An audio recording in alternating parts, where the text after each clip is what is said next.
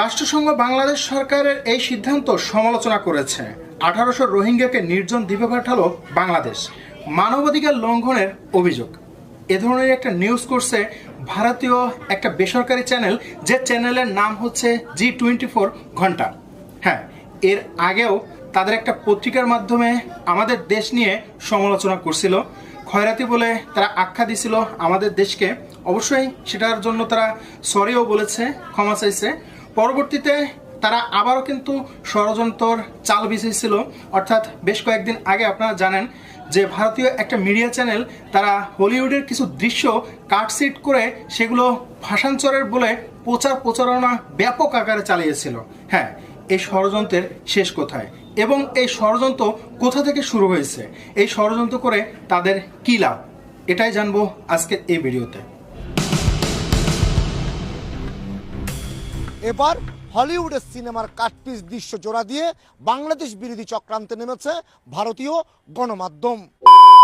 আসসালামু আলাইকুম, কেমন আছেন সবাই? আশা করি অনেক ভালো আছেন। ইতিমধ্যে আমার চ্যানেলটি যারা সাবস্ক্রাইব করেছেন তাদেরকে অসংখ্য ধন্যবাদ, আর যারা করেননি এখনই চ্যানেলটি সাবস্ক্রাইব করে রাখুন নিত্য নতুন আপডেট পাওয়ার জন্য। এইমাত্র যে নিউজের অংশটুকু আপনাদেরকে দেখালাম, হ্যাঁ, এই ধরনেরই অংশ ভারতীয় একটা মিডিয়া চ্যানেল তারা প্রচারণা চালিয়েছে যে এভাবেই ঝড় বন্যার আঘাত আনে সেই ভাষান্তরে। অর্থাৎ যে জায়গায় রোহিঙ্গারা অবস্থান করতেছে বর্তমানে, আপনারা জানেন যে আমাদের দেশের সরকার তারা কিন্তু ব্যাপক তৎপরতা, খুব দ্রুত গতিতে এই ধরনের একটা আশ্রয়কেন্দ্র তৈরি করে সেখানে রোহিঙ্গাদের বসবাসযোগ্য একটা বাসস্থান তৈরি করছে। তবে এসব নিয়ে চলছে ব্যাপক ধরনের ষড়যন্ত্র, দেশি এবং বিদেশি ষড়যন্ত্র এর পিছনে লাগাতার লেগেই আছে। প্রায় আমরা দেখতে পাই যে এই রোহিঙ্গাদের নিয়ে ব্যাপক আলোচনা তারা করতেই থাকে। আসলে এই আলোচনা করে তাদের কী লাভ? হ্যাঁ, অবশ্যই আমি একটু পরে আপনাদেরকে জানাচ্ছি। তার আগে রোহিঙ্গাদের সম্পর্কে আপনাদের কিছু কথাবার্তা বলি, তাহলে বিষয়টা আরেকটু ক্লিয়ার হয়ে যাবে। প্রিয় দর্শক, আপনারা জানেন যে রোহিঙ্গারা আমাদের দেশে যখন আসছে তখন কিন্তু তারা একদম নিরুপায় হয়ে আসছে। তখন সারা বাংলাদেশের মানুষ, প্রতিটা মুসলমান তাদের পক্ষপাতিত্ব করছে, তাদের আশ্রয় দেওয়ার জন্য আমাদের সরকারকে আবেদন জানিয়েছে। হ্যাঁ, আমাদের সরকার সেই সব রোহিঙ্গাদের আমাদের দেশের একটা জায়গা থাকতে তাদের দিচ্ছে। অবশ্যই তারা নিরিবিলি বসবাস করবে সেই ধরনের চিন্তাভাবনা করে তাদেরকে কিন্তু আমরা আশ্রয় দিয়েছিলাম। যাই হোক, বেশ কয়েক বছর কেটে গেছে। এর মাঝখানে কি ঘটনা ঘটছে সেই সম্পর্কে আপনাদের আগে একটু অবগত করি। তারা কিন্তু আমাদের দেশে বিভিন্ন ধরনের ইয়াবা এবং অস্ত্র চোরাচালানি সেগুলো কিন্তু প্রায় করছে। ইতিমধ্যে আপনারা ব্যাপক ধরনের নিউজ দেখছেন। হ্যাঁ, আপনাদের ডকুমেন্ট সহ কথা বলার জন্য আমি আপনাদের আবারও সেই সব নিউজের অংশবিশেষ দেখাবো।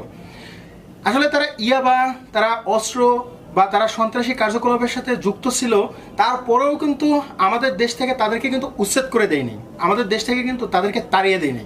একটা জিনিস আপনারা লক্ষ্য করে দেখবেন, যখন সেই মায়ানমারে রোহিঙ্গাদের উপর নির্যাতন করছিল তখন কিন্তু একমাত্র বাংলাদেশের মুসলমানরা গর্জন দিয়ে উঠছিল।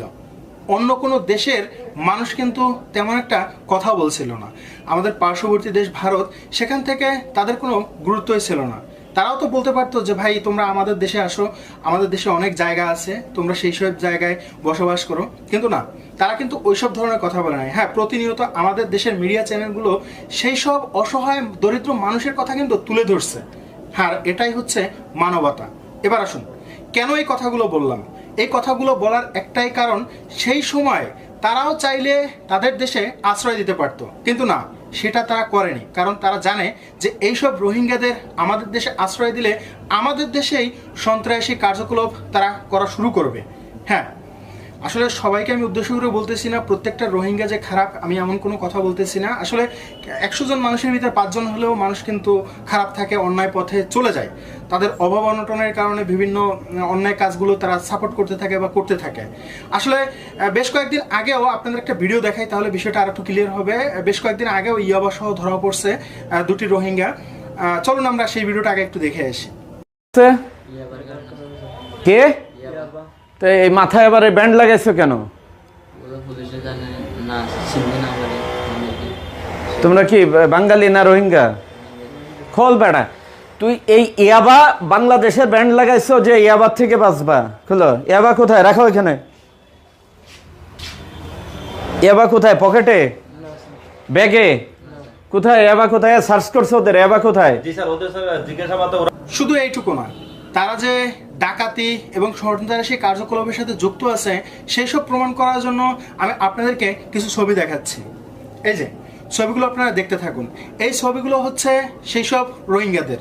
হ্যাঁ, সকল রোহিঙ্গা যে এক সেটা না, কিন্তু আসলে ওখানকার যে কিছু কিছু রোহিঙ্গারা আছে তারা এই ধরনের সন্ত্রাসী কার্যকলাপের সাথে জড়িত ছিল। হ্যাঁ, আমাদের দেশের সরকার বারবার বলতে থাকে যে ছেলে হোক মেয়ে হোক দুটি সন্তানই যথেষ্ট, একটি হলে আরো ভালো হয়। আমাদের দেশে কিন্তু এই ধরনের প্রচারণা আমাদের সরকার থেকে করণীয় করা হয় আর কি।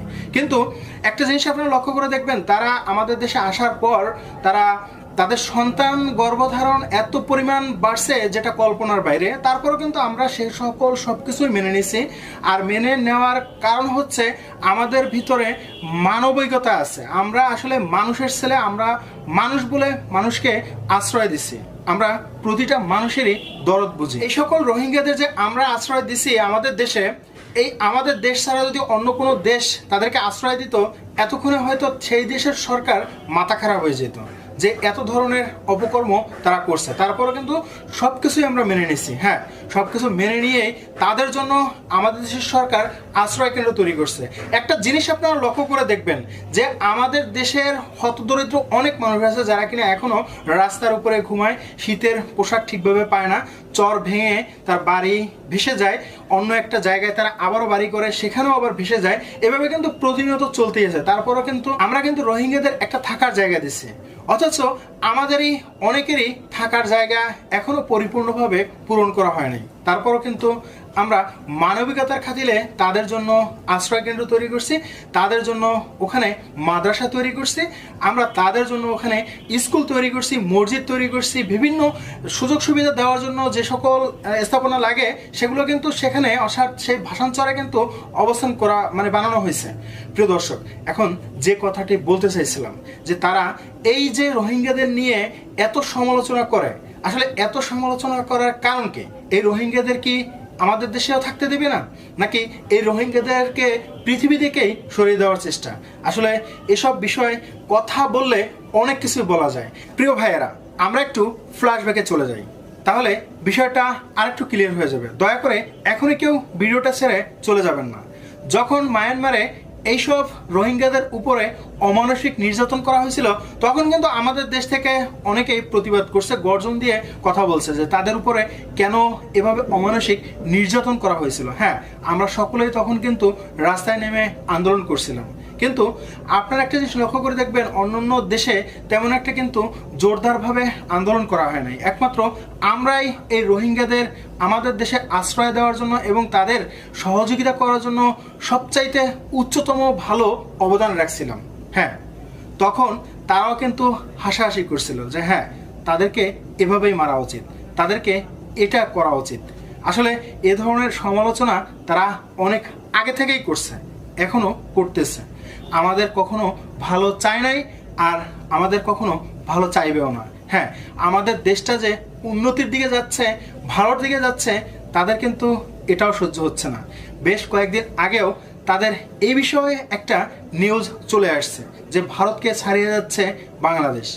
আসলে তাদের হিংসা প্রচুর পরিমাণ, যার কারণে তাদের অবনতি দিনকে দিন হতেই থাকবে ইনশাআল্লাহ।